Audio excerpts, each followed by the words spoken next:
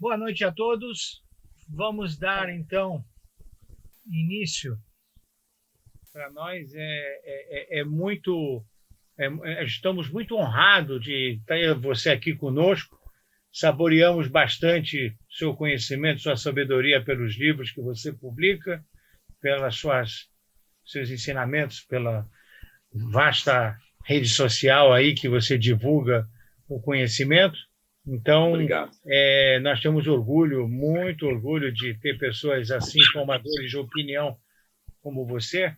E nós, na sinagoga, estamos assim muito honrados de você ter abrido aí sua agenda para estar aqui conosco. Só vou esperar mais um pouquinho, o pessoal está entrando, tá? Um pouquinho mais. Tá bom, professor? Sem problema. Bom, pessoal, conforme nós tínhamos combinado, né? Boa noite a todos. Em nome da sinagoga Ohel Yaakov, a gente agradece a presença de todos. Uma noite, justamente uma semana que antecede a Rosh Hashanah. O professor Pondé está aqui conosco. Para nós é uma honra tê-lo aqui. Tem um ditado no Talmud e nós podemos ser alunos do mestre presencialmente ou discípulo do mestre através de seus livros. Isso se chama no ditado Mipi Sfarim ou Mipi Sofrim. Nós ouvimos dos livros ou ouvimos dos sábios. No caso específico do Pondé, eu conheço as suas obras, li, é uma delícia, e aí sempre tive essa ideia de trazer um saber saboroso para a nossa sinagoga, para a nossa comunidade. Então, professor Pondé, quero dizer que a gente está muito feliz, muito honrado de tê-lo aqui conosco. Quero passar a palavra, eu vou mutar todo mundo e vou permitir que desmutem para que o próprio professor possa desmutar, para que transcorra o seu pensamento. Nós vamos falar da educação pós-pandemia, né? Estamos aí vivendo muitos meses já de escola fechada, de não ouvir crianças, embora a gente acabou de ouvir. Você quer ouvir? Né? A gente está ouvindo as escolas silenciosas e, se Deus quiser, nós vamos, depois dessa apresentação do professor Pondé, nós vamos ter um pouquinho de espaço para fazer alguma pergunta para ele e tal, escrevendo no chat, e eu passo a pessoa para fazer a colocação ao professor. Professor, Baruch Haba, Shana Tová, Hatimah Tová para você e para sua família. Eu vou mutar todo mundo e você, por favor, já pega de volta o som. Bom, boa noite. Shana Tová para todos. Eu agradeço o convite. Para mim é sempre um prazer poder colaborar com a comunidade. Eu vou falar alguns minutos sobre esse tema da educação e a pós-pandemia, e também um pouco em geral sobre o que significa os jovens hoje, a relação dos pais com eles, porque existe aí uma questão em relação à educação que transcende a própria experiência da pandemia. A gente sabe que o Brasil está entre os países que têm tido mais insegurança com relação ao retorno da escola, né? Isso ainda é uma coisa para ser explicada no futuro, mas tem sido uma característica das decisões aqui do governo e das próprias famílias, né? Quando a gente fala em educação, hoje nós temos quadros distintos. O primeiro corte que a gente pode fazer é um corte entre educação pública e educação privada. No que se refere à educação pública, a situação é, de certa forma, mais grave, porque, além dos jovens pertencentes à classe C, D e E não ter absolutamente nenhum conteúdo à distância, mais de 50% dos jovens no Brasil, ao longo dessa pandemia, não teve nenhum conteúdo, porque, primeiro, as escolas públicas não têm condição de fazer isso. Em segundo lugar, os próprios alunos não têm nem internet nem computador, nem celulares que tornem possível esse tipo de conteúdo. Então, para a educação pública, o ano está completamente perdido. Existe também uma questão que é a seguinte: para os jovens da educação pública, quando eles vão à escola, eles comem melhor do que comem em casa, em geral. Já os professores da educação pública, eles não têm problema de ser demitidos, então não voltar às aulas não faz nenhuma grande diferença do ponto de vista da sua sobrevivência, né? Aí nós temos uma contradição, que é o conflito entre a necessidade dos jovens pobres de ir à escola, inclusive para comer e para ter o que fazer durante o dia, e a situação reticente dos professores, que também, com medo da pandemia, associam isso ao fato de que eles não correm imediatamente nenhum risco do ponto de vista da empregabilidade. Quando você muda o cenário para as escolas privadas e você sobe para as classes A e B, em que acontece alguma educação à distância, né? Ainda que quando você fala de crianças pequenas, o conteúdo é praticamente brincadeira, não há como manter uma criança de 5 anos diante de uma sala de aula ou de uma atividade educacional. Quando você está falando de universidade, é um tanto mais fácil, mas aí você tem um quadro que é, por um lado, continua acontecendo algum conteúdo escolar à distância, porque esses jovens normalmente têm mais logística familiar para isso, né? Mas, por outro lado, o fato dos pais terem comprado uma educação presencial e agora ter uma educação à distância, muitos pais querem descontos.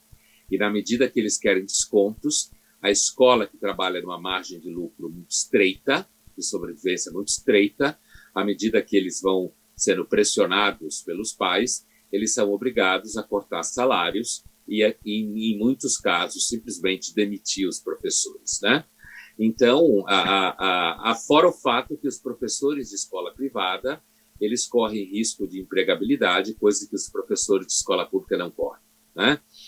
Então, eu começo falando isso para, digamos assim, destrinchar um pouco o cenário atual e a gente entender que, quando se fala de educação, não se está falando de um objeto único, certo? Quando você observa as condições estruturais da educação no país, você percebe que existem cenários distintos. De um lado, professores que podem ficar em casa sem risco de perder o emprego, no caso público. Do outro lado, professores que, quando ficam em casa, apesar de terem medo também de voltar à escola, eles correm o risco de perder o emprego e as próprias instituições mantenedoras de entrarem numa situação absolutamente vermelha das contas. Então, isso já revela que a gente deve aproximar o tema de uma forma cuidadosa e não pensar a educação de um modo abstrato, dissociado da realidade, como normalmente se fala quando se fala em educação. Se trabalha com níveis idealizados, gigantescos, que na prática costuma estar muito distante da realidade do dia a dia. Com relação ao retorno da educação, é possível que, quando a gente fala pós-pandemia, esse substantivo pós-pandemia é um conceito que discorre, né? Tem uma durée, como se fala em francês, longa, certo? E tem uma situação em que há uma pós-pandemia, que é um cenário em que a gente começa a viver, que é um cenário em que aparentemente cai o número de mortes, cai o número de pessoas em risco, grande parte da população sai do confinamento. No Brasil nunca foi possível um lockdown absoluto, impossível. Quem pediu lockdown absoluto no Brasil é um alienado, nunca foi possível. Mais da metade da população não tem como confinar, é impossível, né? Senão ele não come, certo? Então, por outro lado, as situações de lockdown absoluto implicam no que se chama de segunda onda, porque quando você fecha a sociedade inteira, quando isso é possível, isso não constrói aquilo que é ancestral, que é o modo das populações passarem pelas pandemias, que é a construção da imunidade de rebanho. Então, essa situação no Brasil tem acabado produzindo diminuição de quadros clínicos, ainda que a um preço muito alto. Veja bem, essa discussão é uma discussão de análise sociológica, estatística, comparativa, não é uma discussão sobre o sofrimento individual de quem tem medo ou de quem perdeu entes queridos. A gente tem que tomar cuidado, porque hoje os debates, normalmente, eles escorrem para um empobrecimento do significado e um entendimento em que você cola o sofrimento individual, que é absoluto e justificado, com a tentativa de compreender um fato que é histórico. A humanidade nunca esteve tão preparada para enfrentar uma pandemia como agora. A gente tem mais corpo hospitalar, tem mais tecnologia, tem respiradores, tem UTIs, tem tecnologia de vacina chegando dos mais variados tipos. Então, ao contrário do que muita gente pensa, esse não é o pior momento que a humanidade já passou em termos de pandemia. Muito pelo contrário. Se a gente comparar, por exemplo, com aquela pandemia que nos é mais próxima, cerca de 100 anos atrás, a famosa gripe espanhola, que matou entre 30 e 50 milhões de pessoas, certo? A letalidade da atual não chega até agora, pelo menos, nem ao calcanhar. Isso não visa relativizar o sofrimento das pessoas, não visa desvalorizar o sofrimento das pessoas, mas visa oferecer um cenário um pouco mais concreto, certo? Porque tem muita gente por aí se perguntando se a humanidade vai sobreviver, se essa pandemia vai acabar. Todas as epidemias passam. Historicamente, todas as epidemias passam. Agora, a gente tem, graças a Deus, tecnologias de vacinas que provavelmente fará com que muitas vidas sejam salvas, como já estão sendo por conta do avanço tecnológico e dos protocolos de medicina.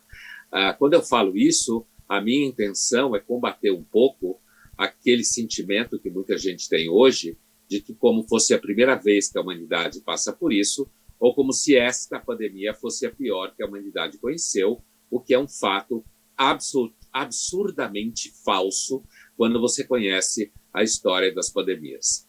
Dito isso, quando a gente pensa no chamado pós-pandemia, a gente pode dividir esse substantivo, no mínimo, em dois momentos. No momento mais próximo, que a gente já está começando a viver em certo grau, que é um momento de grande tensão, em que, no caso do Brasil, os familiares, o governo e as mantenedoras não conseguem tomar decisão nenhuma, porque um tem medo do outro, um tem medo da responsabilidade que o outro vai lançar sobre quem tomar a decisão, porque essa é uma característica do mundo contemporâneo. Isso tem levado, interessantemente, o país a uma verdadeira paralisia no assunto do retorno da escola, principalmente no que se refere a adolescentes e crianças, porque a universidade, mal e mal, principalmente as privadas, tem conseguido passar algum tipo de conteúdo nesse período pandêmico. Existe um outro sentido de pós-pandemia que a gente precisa perceber, que é o sentido a médio e longo prazo, né? E para a gente entender a época que a gente vive, o fundamental é olhar para a história, né? Olhar para a história. Vai sair um livro agora da Lilia Schwartz, historiadora, bastante conhecida, em que ela foi às fontes do período da gripe espanhola no país, e esse livro vai ser muito útil, porque quando você trafega pela imprensa escrita, que era a única que existia então, há 100 anos atrás, quando você trafega pelo conteúdo da imprensa da época, o que está ao alcance das pessoas nas redes sociais, ou mesmo quando você lê artigos científicos da medicina ou da engenharia sanitária, como se chamava, hoje a engenharia sanitária é parte da engenharia ambiental, o que a gente percebe é que as discussões eram muito parecidas com agora. A história aqui tem um efeito, talvez, de um pouco aliviar a sensação de asfixia que nossa ignorância com relação à história das pandemias tem causado, né? Que é o seguinte: a discussão sobre máscara, discussão sobre lockdown, discussão sobre fechamento de negócios, discussão sobre a relação entre a economia e os confinamentos, toda essa discussão aconteceu durante a gripe espanhola, idêntica. Se você pegar material da época, se não for pelo português, porque eles se referiam eles usavam a expressão gripe, escreviam com 2 P's à época, e também escreviam espanhola com H. Mas, fora detalhes da língua, a impressão é que você está lendo artigos de hoje. E os textos científicos da época são textos que falam das mesmas dificuldades de hoje, inclusive uma certa desorientação com o processo. Que desorientação é essa? Vou dar um exemplo atual. No começo da pandemia, médicos deram entrevistas e correu às mídias a ideia de que pacientes hipertensos eram um grupo de risco. Há 3 semanas atrás, um trabalho científico levantou a hipótese que pacientes medicados com hipertensivos há no mínimo 10 anos parecem ser mais resistentes ao vírus. Isso levou a que os médicos agora se preocupassem e dizer para a população que não corressem à farmácia para comprar medicamentos hipertensivos, porque se você tomar medicamento hipertensivo sem ser hipertenso, você morre. Assim como muita gente deixou de tomar medicação hipertensiva no começo da pandemia, porque se achava que os medicamentos hipertensivos tornavam você grupo de risco. O que é que isso significa? Significa que, na verdade, a gente ainda é bastante ignorante no aspecto do contágio e no aspecto da imunidade natural em relação, assim como no aspecto das diversas vulnerabilidades e grupos vulneráveis à contaminação e quadros graves. O que a gente é muito diferente da época da gripe espanhola é que nós temos agora um tráfego de conteúdo na internet que produziu um verdadeiro enlouquecimento com todo tipo de fake news, todo tipo de artigo rápido, todo tipo de prevenção de milhões de mortos no Brasil em 3 meses. E, por outro lado, a gente é diferente também, porque agora a gente está às portas de um conjunto grande de possibilidades de vacina na virada do ano. Recentemente, no Jornal da Cultura, discutindo a proposta do Trump de aliviar o período de testes da fase 3, que são os testes em humanos, um médico que fazia jornal comigo, bastante conhecido, ao ser indagado pela âncora do jornal se ele era a favor de tornar mais rápido a aprovação da fase 3, ele respondeu que agora é um momento emergencial e, portanto, seria necessário acelerar o processo de aprovação, porque se a vacina chegasse só no final do ano que vem, ela não seria mais necessária. O que esse médico quer dizer com isso?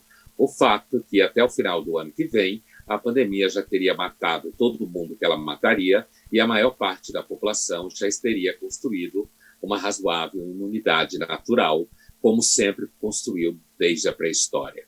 Então, essas questões que eu estou colocando para vocês no intuito de oferecer uma visão um pouco mais organizada, uma visão um pouco mais distante do vai e vem do tráfego de conteúdo nas redes sociais e mesmo na mídia, e dizer que há uma grande desorientação com relação à pandemia, porque, inclusive, se fala demais e se posta conteúdo demais e se posta opinião dissociada de uma abordagem um pouco mais empiricamente fundamentada, e isso acontece, às vezes, inclusive, no próprio meio médico, que, ao ser chamado à mídia, acaba, ao longo do processo, emitindo opiniões que logo depois serão derrubadas pelo próprio processo epidemiológico.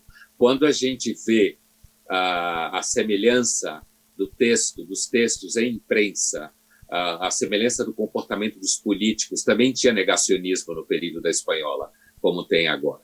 E a gente vê a enorme semelhança, isso mostra que, se nós tivéssemos um repertório melhor na história das pandemias, que a gente achava que não ia acontecer nunca mais, a gente perceberia que o que a gente está passando agora, em relação a momentos anteriores, a gente está, enquanto experiência social histórica, não enquanto perda absoluta individual de pessoas, enquanto experiência histórica e social, nós estamos no melhor dos mundos, se você pegar a história das epidemias, unicamente a história das epidemias. Nós estamos muito preparados para isso. Então, é provável que num cenário pós-pandêmico mais a médio prazo, por exemplo, daqui a um ano, é possível que a maior parte das pessoas nem lembrem com muita força esta pandemia.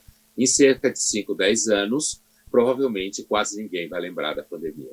É claro que as pessoas que perderam entes queridos não vão esquecer, é claro que nós que passamos por ela teremos memórias disso, mas é fácil demonstrar meu argumento quando 6 meses atrás ninguém sabia o que foi a gripe espanhola e ninguém lembrava dela, e ela matou infinitamente mais pessoas do que essa gripe. Portanto, há que se pensar que provavelmente a enorme importância que a gente dá a cada um de nós, que é fundamental e essencial, olhado do ponto de vista histórico comparativo, é possível que o pós-pandemia a médio e longo prazo seja um retorno à vida muito parecida, inclusive na escola, a uma vida muito parecida com o que a gente tem hoje. Ninguém lembra que o uso universal da escova de dente se tornou comum por causa da gripe espanhola. Ninguém lembra disso quando escova dente 1 ou 2 vezes ou 3 vezes por dia, né? E é possível que também, a médio e longo prazo, inclusive as gerações que agora estão com 10 anos, provavelmente não vão lembrar da pandemia. Os mais idosos vão lembrar, inclusive porque viverão menos a longo prazo, e aquelas pessoas de idade média vão lembrar, mas estarão mergulhadas no dia a dia, e nada como o dia a dia para nos fazer voltar à normalidade social.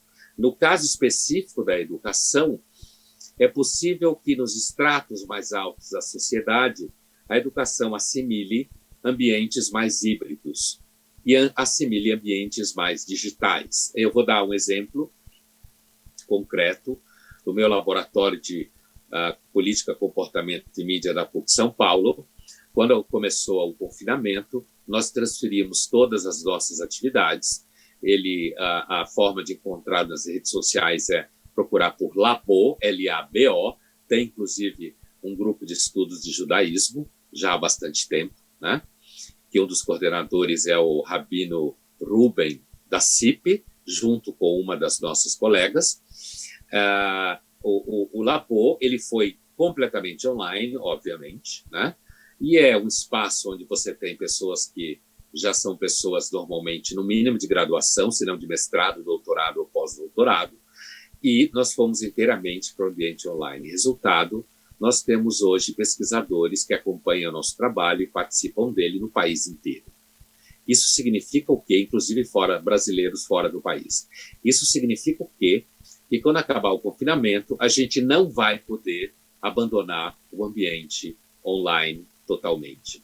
Nós vamos ter que migrar para um ambiente híbrido, em que as reuniões presenciais serão acompanhadas por ferramentas de tecnologia digital à distância, porque senão a gente vai abandonar uma série de pessoas que se transformaram em nossos parceiros no trabalho, enriquecendo o nosso trabalho.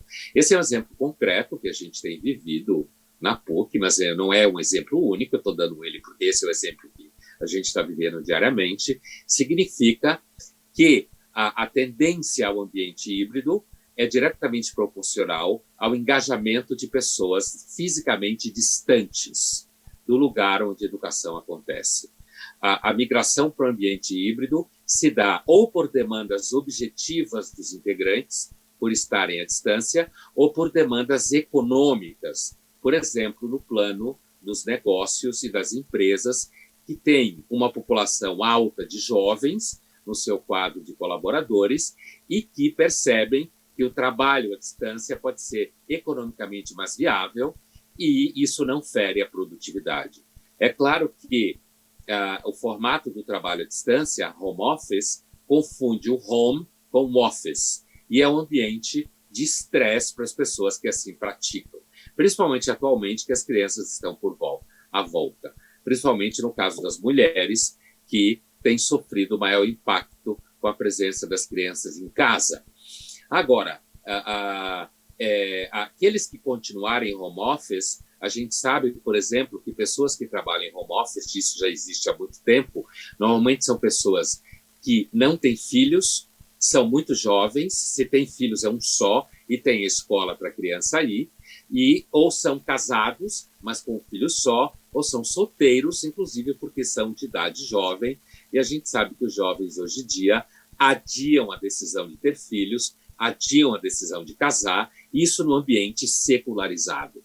A gente tem pesquisas, tem um pesquisador de demografia religiosa comparada, que é um pesquisador canadense, judeu, radicado na Inglaterra, chamado Ernest Kaufman, que inclusive Israel é seu objeto de pesquisa também, em que ele mostra que as populações secularizadas, ou seja, populações que não têm adesão à religião, não significa que sejam ateus, são secularizados, como a gente fala. São pessoas que não vivem, não têm aderência estrita, como se fala tecnicamente. Não frequentam templos, não seguem normas religiosas, não levam em conta comportamentos institucionalmente estabelecidos pelas religiões. A gente chama isso de secular, o mundo que a gente vive é marcadamente secular. A diferença de fertilidade entre mulheres que observam religiões de forma estrita e mulheres seculares é gigantesca. Quanto mais a mulher trabalha e tem carreira, menos filho ela tem. À medida que a atitude secular cresce entre os jovens, a tendência é que você tenha cada vez menos filho, o que já é um fato no Brasil. A fertilidade da mulher média é 1,8 filhos por mulher. É igual à fertilidade da francesa. Você tem uma ideia como caiu a fertilidade da mulher brasileira devido ao fato que o extrato médio-alto para cima tem cada vez menos filhos, porque as mulheres trabalham cada vez mais, e essas que são distantes de vida religiosa não colocam o papel da maternidade como papel social prioritário nas suas vidas. Isso impacta a educação privada, porque gera mais competição, certo? Entre as escolas privadas, porque você tem menos jovens. Isso já é um fato conhecido hoje para quem trabalha com jovens, seja na universidade, seja nas escolas, de ambiente secularizado. Cada vez menos jovem, cada vez mais competição, o mercado se torna mais estreito, mais competitivo, o que obriga as escolas a atenderem os pais na sua intenção de fidelizá-los, e isso muitas vezes gera uma enorme confusão na escola, porque os pais não são especializados em educação escolar, só por serem pais. Eles são especializados em educação familiar, né? Quando são. E não são especializados em educação escolar, e normalmente a presença excessiva dos pais na escola mais atrapalha do que ajuda o cotidiano daqueles que são responsáveis pela tarefa da educação. Então, assim, é provável, e eu começo aqui a fechar a minha fala para ouvir perguntas, é muito provável que no ambiente pós-pandêmico imediato exista muito estresse, muito medo, certo? Assim como há quando as pessoas começam a voltar a restaurantes, começam a frequentar shopping centers, né? Começam a andar pelas ruas, né? Começam a viajar de avião, né? Eu, por exemplo, sempre viajei muito a trabalho e agora estou começando a voltar, e o ambiente é normalmente um ambiente de razoável estresse. Umas pessoas, claro, mais do que outras, porque isso depende um pouco do temperamento, mas o fato é que a educação no ambiente pós-pandêmico próximo será provavelmente muito semelhante ao que está acontecendo nos outros segmentos do retorno à vida presencial. Ansiedade, muitos protocolos epidemiológicos, como medição de febre, acompanhamento de sintomas, né? Muita fake news, muito tráfego nas redes sociais e no WhatsApp. Um dos universos de mais terror que existe hoje são os grupos de WhatsApp de mães de crianças pequenas das escolas, né? A ansiedade, o medo, o sentimento de que o mundo está prestes a acabar a cada instante, que inclusive muitas vezes está diretamente ligado ao fato do menor número de filhos e à excessiva concentração neurótica sobre essas crianças e as expectativas altíssimas de acompanhamento dessas crianças, né? Então, não tem muito mistério. O pós-pandemia próximo, provavelmente no Brasil, no pé que as coisas vão, as pessoas não vão conseguir voltar à escola. Tem casos aqui e ali de retorno à escola em alguns estados, né? Como o estado do Amazonas tem ensaiado, porque o estado do Amazonas, como vocês lembram, foi o primeiro caso de massacre de população em alto nível, e agora é um estado que tem experimentado há algumas semanas uma situação bastante melhor em termos de contágio de mortes, que tem como única explicação possível o quadro da imunidade de rebanho ou imunidade natural, que no começo se falava que era 65%, 70%, mas agora não se tem a mínima noção exatamente de quanto é. O problema das epidemias é que fazer com que as pessoas ponham em prática processos de biossegurança é necessário fazer com que elas tenham medo, certo? Se elas perdem o medo, elas normalmente se tornam mais relaxadas em relação aos protocolos de biossegurança. As pessoas já estão perdendo o medo, certo? Quando se compara à gripe espanhola, existe inclusive um folclore sobre o Carnaval Macabro do Rio de Janeiro, em 1919, em que as pessoas pulavam carnaval enquanto os corpos se acumulavam nas ruas. Porque a gripe espanhola, os corpos eram jogados na rua e eram colhidos por caminhões, o que indica o altíssimo nível de letalidade que ela tinha em um curto espaço de tempo. E em 1919, a população carioca pulou o carnaval e ele ficou conhecido como Carnaval Macabro de 1919, porque a gripe espanhola estava comendo ainda no país, mas a população, depois de alguns meses de pico, com o crescente abrandamento do quadro, ainda que alto, né? Isso levou as pessoas a voltarem a uma certa vida normal. As pessoas saem do confinamento antes da pandemia acabar. Qualquer pessoa que conheça história de epidemias sabe disso. Sai antes da epidemia acabar. As pessoas perdem a capacidade de confinamento, começam a ficar muito ansiosas, têm problemas econômicos, aqueles muitos que têm problemas econômicos, a maior parte desses já não confinaram, mas mesmo aquele extrato médio, que tem uma economia frágil, mas ainda assim consegue viver razoavelmente bem, esse extrato também começa a sair. A gente sabe que as pessoas hoje em dia que mais confinam são pessoas que têm condição material que suporta isso, assim como condição de trabalho que suporta o trabalho online.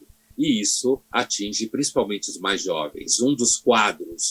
Uma das consequências da epidemia foi a perda de emprego e a quebradeira de empresas que têm nos seus quadros pessoas acima de 40 anos, majoritariamente, né?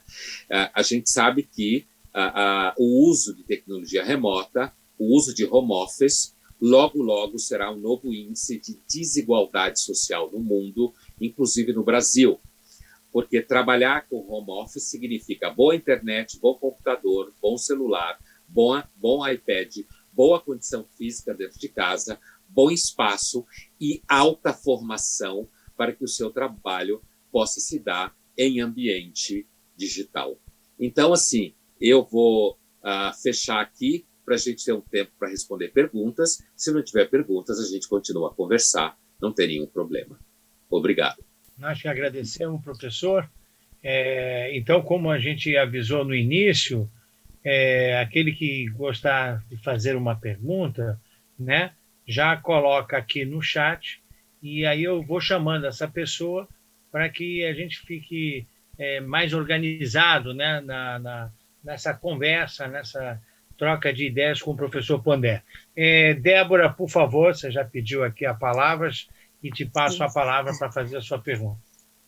Boa noite a todos, boa noite, professor Pondé. Boa noite, tudo bom? Tudo bem, e você? Tudo bom.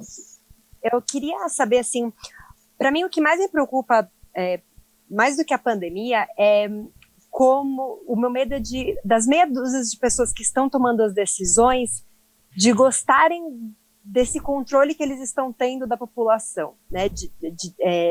E se eles podem acabar estendendo mais do que o necessário para usar esse poder que está na mão desses poucos, né? A sensação que eu tenho é de que ela está sendo aproveitada com outros fins, outros objetivos, e o medo é que isso se estenda mais do que preciso. Você acha que isso pode acontecer? Olha, veja bem, o uso político das epidemias sempre foi muito comum, né? Não é uma novidade. A gente sabe, inclusive, que no período da peste na Europa, no século XIV, muitos colocavam na conta dos judeus a peste, certo? Isso é largamente conhecido, né? E era uma prática comum no século XIV você emparedar a família inteira se tinha um paciente com peste para que todos morressem e não se espalhasse a doença. Então, medidas epidemiológicas sempre foram medidas que beiram o controle da liberdade. Não tem muito como não sê-lo, apesar que agora ninguém empareda ninguém, graças a Deus, mas não tem como não sê-lo, porque a epidemia é uma doença que tem um fator sociológico gigantesco, que é o fato que são as pessoas que passam para as outras, principalmente no ambiente de epidemias respiratórias, em que o agente infeccioso não está localizado num corpo físico específico, como no caso da hanseníase, ou como no caso do cólera, ou como no caso do tifo, em que você tem, digamos assim, vetores de transmissão que são espacialmente mais localizados. No caso de epidemias respiratórias, é invisível e é espalhado. Onde tiver gente, pode ter vírus, onde tiver ar, pode ter partículas. Agora, a sua pergunta, a resposta que eu posso te dar nesse momento é que, assim, a pandemia ela é um quadro de mercado e ela é um quadro político. As pessoas que tomam decisões, veja, por exemplo, no âmbito da escola, né? O governo já autorizou o retorno das escolas no Estado e, no entanto, as escolas não querem voltar. E a maioria dos pais não quer que volte, né? Por quê? Porque ninguém quer assumir a responsabilidade. Então, o poder que os governos têm num ambiente como esse, no início era muito maior, porque as pessoas estavam muito apavoradas. Neste momento, o poder das 5, 6, 7 ou 10 pessoas é um poder partilhado com a decisão das pessoas. A gente sabe que nos quadros epidemiológicos históricos, a ação das pessoas individualmente, em grupo, sempre foi determinante, tanto para diminuir o contágio, certo? No quadro de confinamento, quando na decisão de voltar. As empresas, por exemplo, né? As empresas, apesar de que hoje você tem uma situação em que as empresas podem voltar em alguma medida para o trabalho presencial, a maior parte das empresas tem mantido, quando possível, todo o seu quadro de colaboradores em home office. Porque os agentes sociais, e por isso eu quero dizer pessoas, cidadãos, escolas, instituições, empresas, não querem assumir a responsabilidade com o risco de que isso gere passivo trabalhista. Então, o risco de esticamento, digamos assim, da pandemia por conta das autoridades é um risco que também tem um limite concreto, que são as eleições próximas para prefeito, apesar que eleições para prefeito têm embate político razoavelmente pequeno do ponto de vista ideológico, é a eleição mais pragmática, porque o prefeito está perto de você, então você tem uma tendência a poder avaliar melhor o trabalho, inclusive, daqueles que pedem reeleição, mas à medida em que você tem narrativas em jogo, a narrativa do governo federal é que a epidemia passa, né? O que epidemiologicamente é correto, mas o governo federal demonstrou uma enorme falta de empatia com o sofrimento da população, e isso foi péssimo para a condução da epidemia no país, porque o Brasil é um país centralizado, em que o dinheiro é centralizado, e quando o governo federal desarticulou o combate à pandemia, ele complicou todo o restante da ação, porque os estados e municípios não têm acesso ao dinheiro de forma simples, porque o dinheiro vai quase todo para Brasília e de lá volta para os estados, mesmo no caso de São Paulo, que é o maior contribuinte de todos. Então, o jogo político com a pandemia, ele tem, ao mesmo tempo, o jogo político com as vacinas, certo? Estado do Paraná em parceria e outros estados com a vacina russa, o estado de São Paulo em parceria com a vacina chinesa, o governo federal em parceria com a vacina da AstraZeneca, que é a conhecida mais por vacina de Oxford, certo?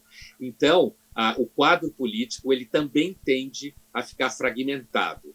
Então, eu não acho que a gente possa dizer que diretamente, a esta altura do campeonato, os governos ou os governantes têm uma capacidade decisória tão grande, porque a decisão de voltar à vida está mais ou menos na mão das pessoas. No sentido de que tem horários limitados de shopping center, horário limitado de lojas de rua, horário limitado de restaurantes e bares, tem possibilidade de multas para quem não observar as medidas de biossegurança, é claro que sim, mas o Estado não vai conseguir impedir que as pessoas voltem. E o caso da escola é um caso paradigmático. O Estado já se dispôs a autorizar o retorno, mas os professores públicos não querem porque não tem risco de empregabilidade.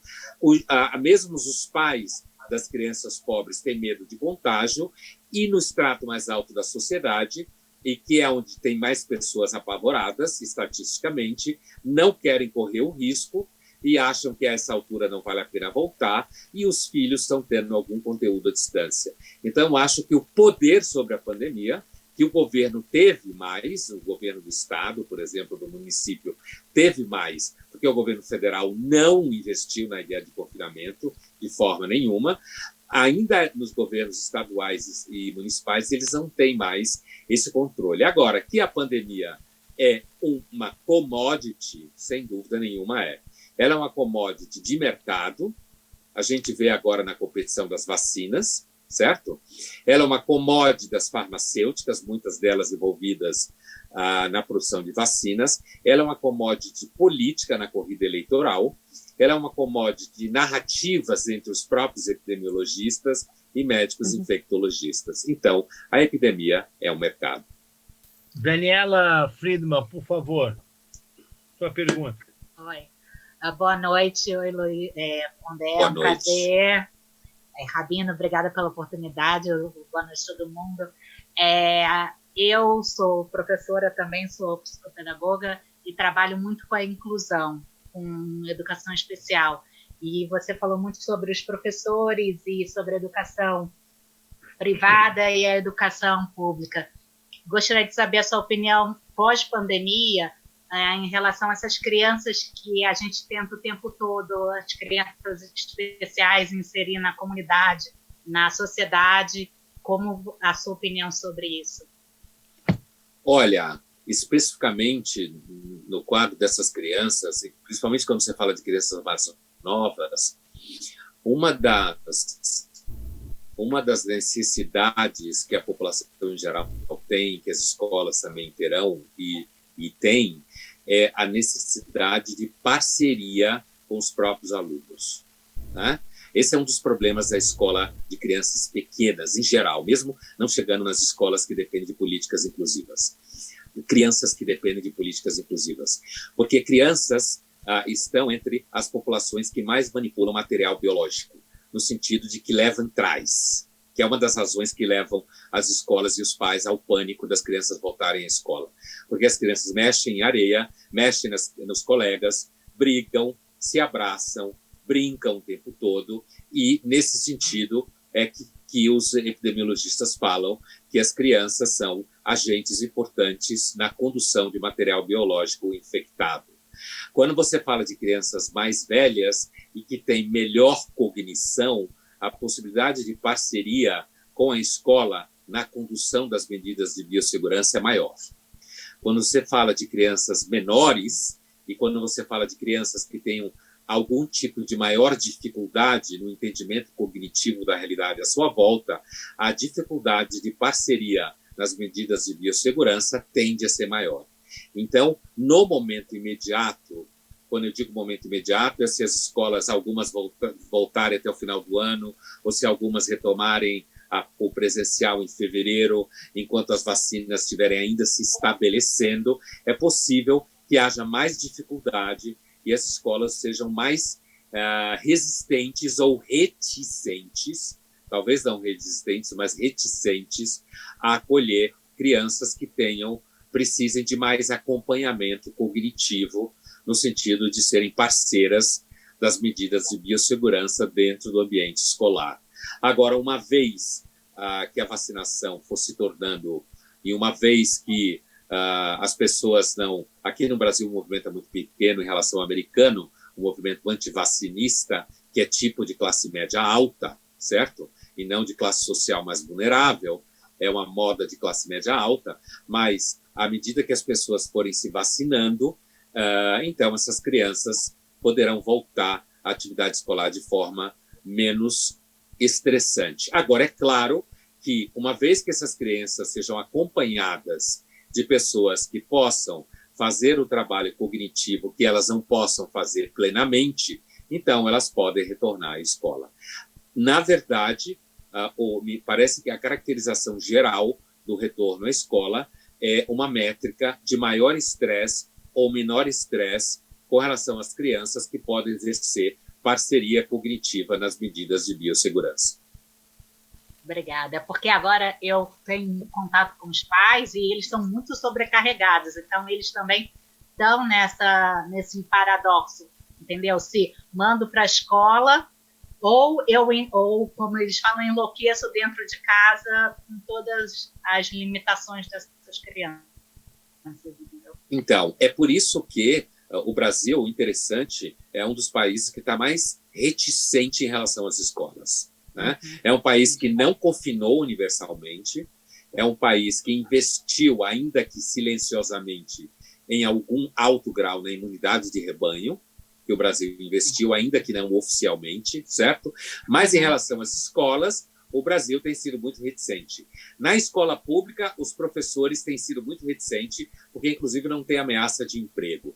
Nas escolas privadas, o medo dos pais e o medo das mantenedoras e assumirem a responsabilidade, porque basta uma criança trazer o vírus para casa e um dos pais pegarem o vírus para derrubarem a escola de repente. Então, o estresse vai continuar mais um tempo. Mas ele vai passar, porque as vacinas vão chegar, e nós vamos sair dessa epidemia, provavelmente numa velocidade que a humanidade nunca saiu antes. Obrigada. Obrigado a você. Senhor Elvio, por favor, o senhor tem a palavra para fazer a sua pergunta.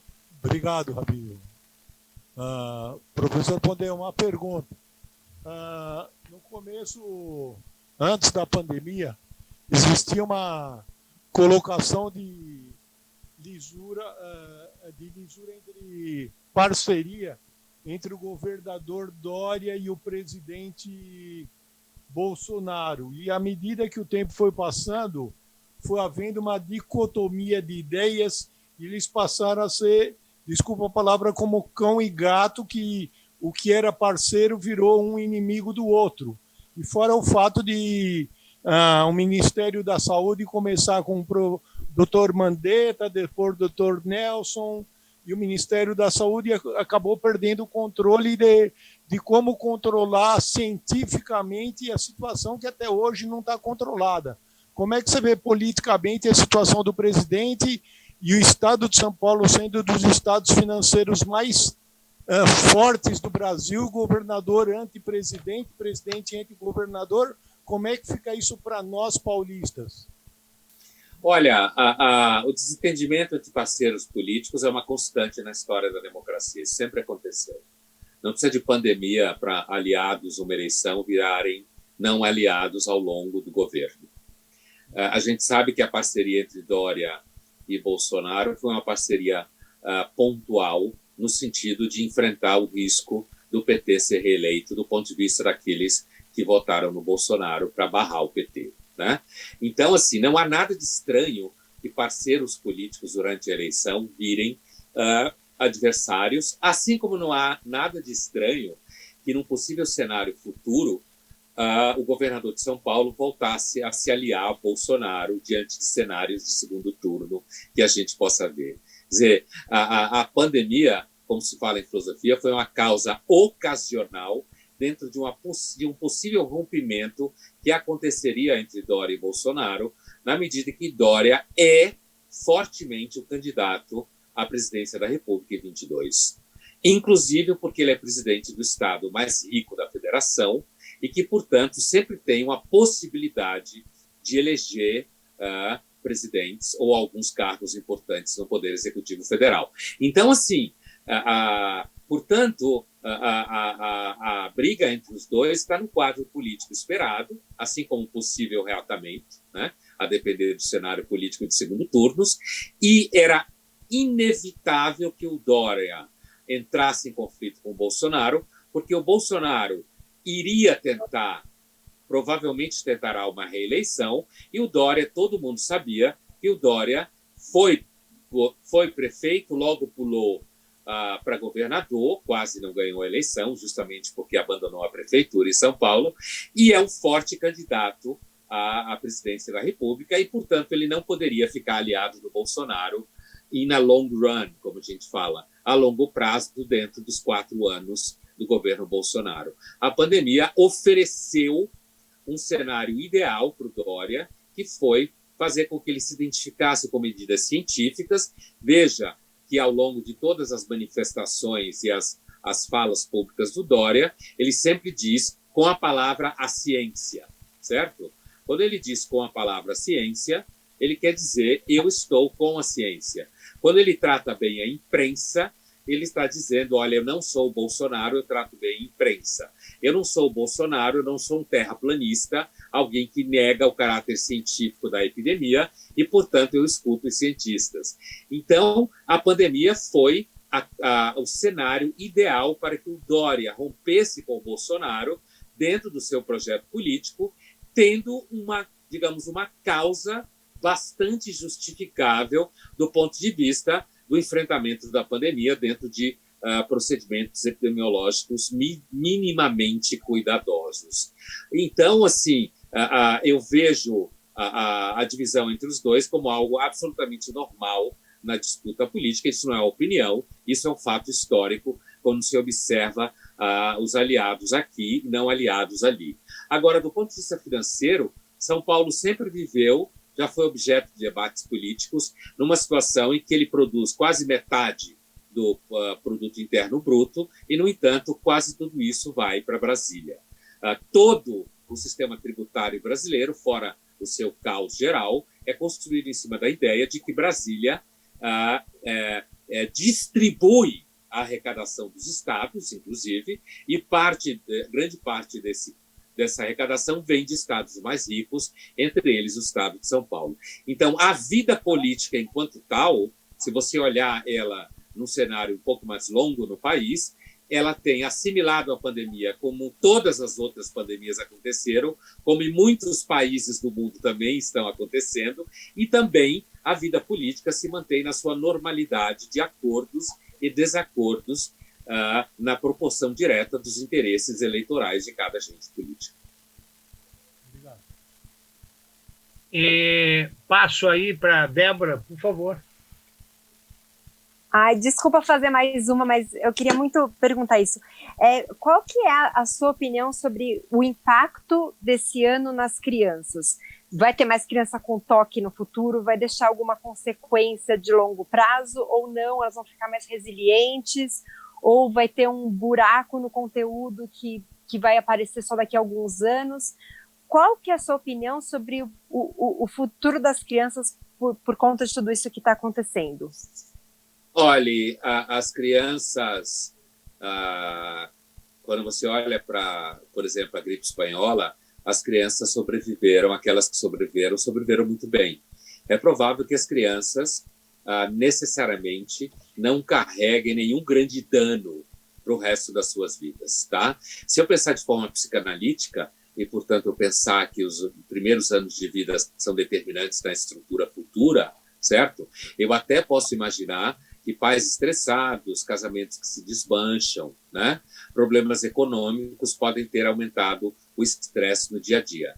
Mas isso diante do estresse cotidiano, e que vai continuar depois da pandemia ser o estresse cotidiano, eu não acho que dê para dizer, num quadro estatístico alto, que você vai ter crianças, por exemplo, que desenvolvam toques de forma tão significativa assim. Né?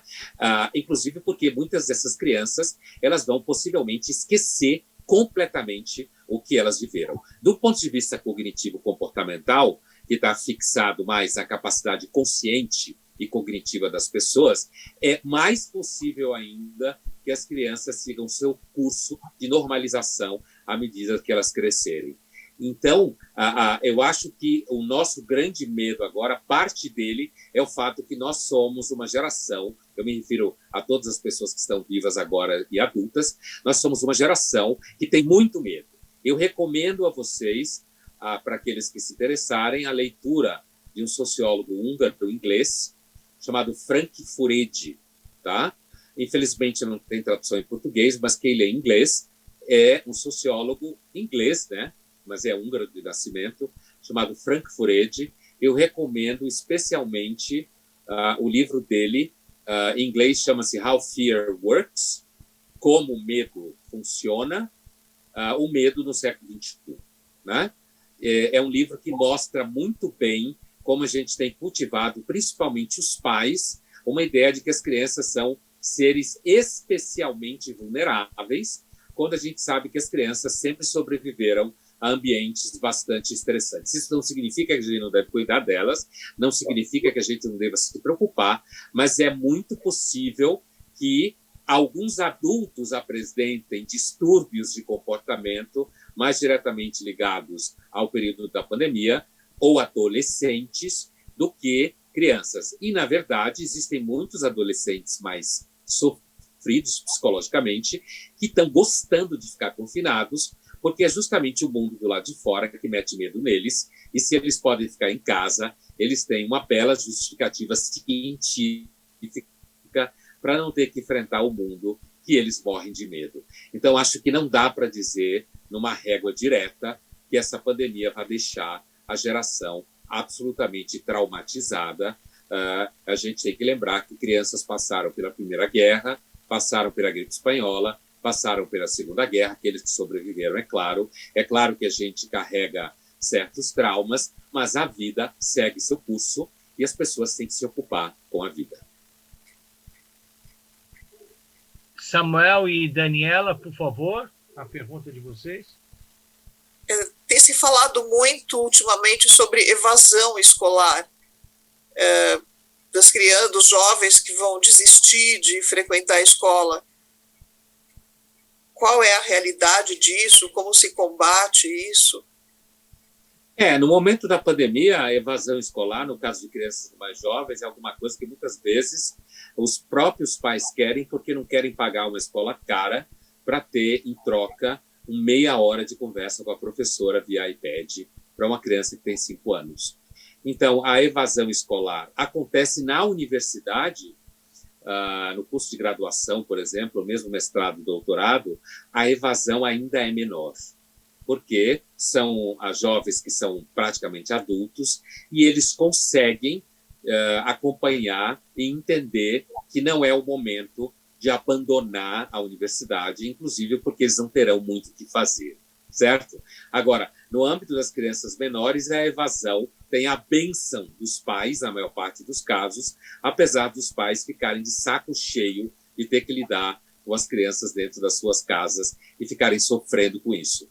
Mas, se a gente falar no âmbito de crianças adolescentes, a evasão acontece também por conta do fato que muitos pais perderam poder aquisitivo e acabaram optando por parar de pagar a escola, porque não conseguem pagar a escola quando perderam trabalho, perderam emprego, perderam renda.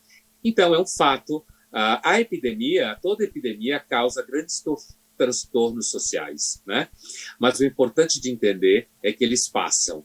E essa vai passar, provavelmente, até onde parece, mais rápido que as outras passaram, porque a gente tem mecanismos imunológicos mais eficientes do ponto de vista das vacinas.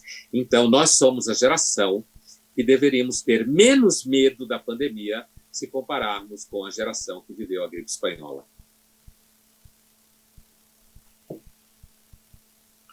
Muito bem. Mais alguém? Como a gente está em cima do nosso horário combinado com o nosso convidado, né?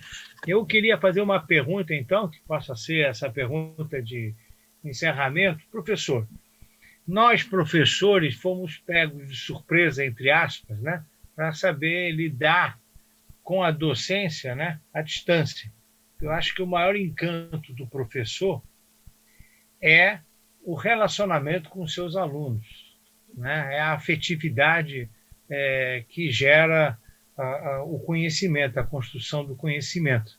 E o distanciamento, né, prejudica e bastante a afetividade, porque na relação mestre-discípulo, muito mais do que transferência de conhecimento, existe a produção da experiência, da convivência do professor.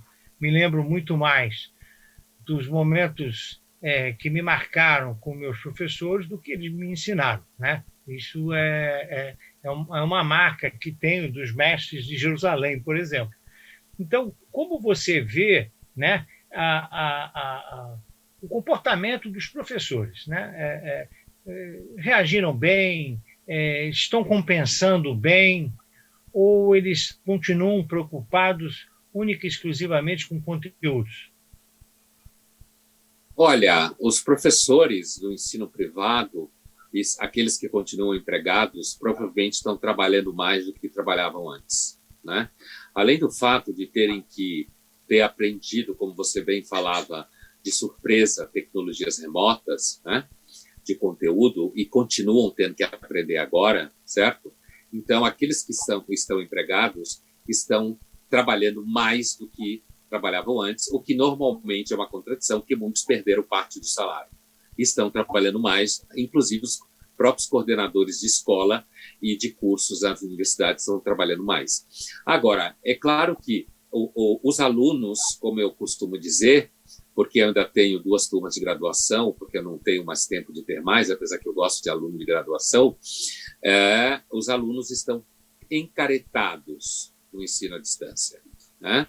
Aquele ambiente, e eu trabalho com alunos de comunicação e mídia, que são alunos que escolheram comunicação porque gostam do barulho, né? Eles são encaretados, né? Quando muito, eles sorriem, né? Muitos desligam a câmera, agora as universidades decidiram que desligar a câmera significa falta, então eles têm que ligar a câmera, mas eles estão quietos, silenciosos. Os trabalhos têm melhorado em vários setores, no sentido de conteúdo, porque eles têm menos o que fazer, e a aula acaba sendo mais conteudista e menos relacional, né? O plano relacional é claramente perdido em algum grau quando você está falando de uma educação à distância, quando você está falando de jovens, né? Mas esses jovens de universidade, eles têm entendimento bastante para saber que nós estamos vivendo um momento de exceção, né? Se no começo eles pareciam um pouco perdidos, agora eles estão instalados numa situação em que eles sabem que é um momento de exceção, e eles estão sendo parceiros, na sua maioria, dos professores, inclusive no entendimento que muitos professores não sabem mexer muito bem na tecnologia remota. Quem tem dado mais trabalho para as escolas são os pais, como sempre acontece. Os pais, inclusive, que querem muitas vezes tirar os filhos das escolas por razões financeiras, ou mesmo das universidades por razões financeiras, que também são compreensíveis, porque muitos deles perderam renda. Então, perder renda é um fato estressante. Então, o que é universal numa situação como essa, Rabino, é o estresse como métrica. Ou é mais, ou é menos, é aqui ou ali, mas é assim que é. E é o que nós temos para hoje. E a experiência da humanidade com pandemias é uma experiência ancestral, certo? Então, nós somos uma espécie que temos mais ou menos 250 mil anos de caminhar sobre a Terra do ponto de vista evolucionário. E, portanto, a gente está mais acostumado a epidemias do que a iPhones, certo? Então, a gente está acostumado a viver com risco, a gente está acostumado a saber que a vida não é sempre segura e que, às vezes, você tem que encarar. Perfeito, perfeito. Muito bem, professor.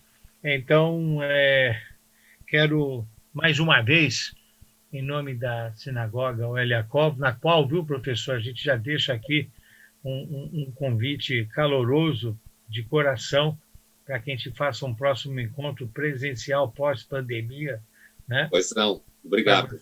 Não, vai ser um prazer enorme e reitero que é muito saboroso te ouvir e ler o que você escreve, que Deus te conserve, te abençoe, que abençoe sua família, Shana Tová para você, Hatimá Tová. Você está com uma barba bonita, se você botar uma kippá como a minha, você vira rabino fácil. Entendeu? Quando eu boto, todo mundo acha que eu sou rabino ortodoxo. Tá ótimo, tá ótimo.